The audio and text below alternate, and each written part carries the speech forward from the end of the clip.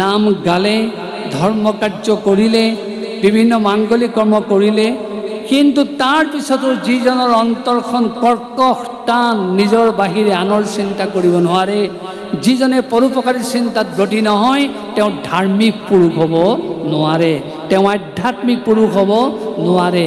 গতিকে প্ৰকৃত তেওঁ ধাৰ্মিকৰ সংজ্ঞা প্ৰদান কৰিব পাৰে পৰোপকাৰী চিন্তাই। সেয়ে আমাক ভাগৱতে বিশেষকৈ পঞ্চম স্কন্ধই এই পৰোপকাৰী চিন্তাত ব্ৰতী হ'বলৈ কৈছে। আৰু এই চিন্তাত যেতিয়া মানুহ সৰ্বাংশে ব্ৰতী হ'ব, সেয়াই হ'ব মানুহৰ মুখ্য ধৰ্ম। আমি চকুকেইটা মুদিয়েই যদি ভগৱন্তক দেখা পাওঁ, সাধন মাৰ্গলৈ যাব নালাগে।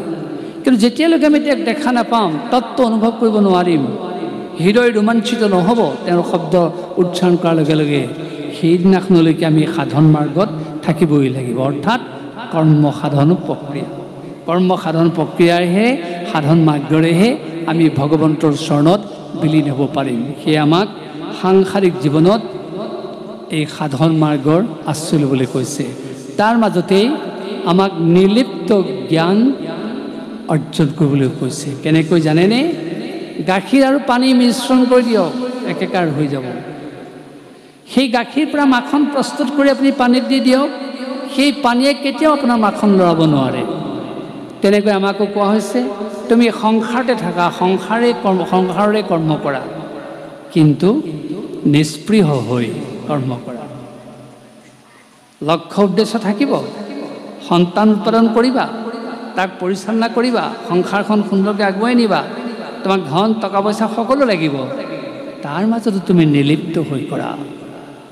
যিটো ভগৱান কৃষ্ণই অৰ্জুনক কৈছিলে যে তুমি যি কৰ্ম কৰা মোটেই সমৰ্পণ কৰি কৰ্ম কৰা, আৰু তাৰ ফল তুমি অৱশ্যম্ভাৱী লাভ কৰিবা। তুমি যদি ফলাকাংক্ষা কৰিহে কেৱল কৰ্ম কৰা, কেতিয়াও তুমি সুস্থ পথেৰে গতি কৰিব নোৱাৰিবা। সেয়ে সংসাৰত থকা মাজত আমাক সেই নিৰ্লিপ্ত জ্ঞান কৰিবলৈ কৈছে। তাৰমানে সংসাৰখনক পানী বুলি ভাবক, নিষ্প্ৰিয় মাখনৰূপী মনটো আপুনি সংসাৰ পানীত এৰি দিয়ক, সেই সংসাৰ পানীয়ে আপোনাৰ মাখনৰূপী মনটো লৰাব নোৱাৰে। সেয়ে আমাক এই একাদশ স্কন্ধৰ যোগেদি, সাধন মাৰ্গৰ যোগেদি সেই কৰ্মৰ সন্ধান দিছে। আমি কি কৰ্ম কৰিম, কেনেকৈ কৰ্ম কৰিম, সংসাৰ পথত আমি কেনেকৈ চলিম। জ্ঞাতে অজ্ঞাতে মানুহে ভুল কৰিব পাৰে, ভুলৰ শুধৰণিস্বৰূপ সমাধি ভাগৱত। যি ভাগৱতৰ আশ্ৰয় ল'ব, তেওঁ জ্ঞাতে কৰা ভুলৰ শুধৰণি কৰিব পাৰিব, অজ্ঞাতে কৰা ভুলৰ শুধৰণি কৰিব পাৰিব। সেই পৰীক্ষিতে মুকুটটো যে পিন্ধিছিলে, তেওঁ অজ্ঞাত আছিল, তেওঁ জনা নাছিলে, তেওঁক সেই কথাটো কোনেও কোৱা নাছিলে। তথাপি তেওঁৰ অজ্ঞাতবশতঃ ভুলটো হোৱাৰ পিছত সেইটো শুধৰণি হ'ল।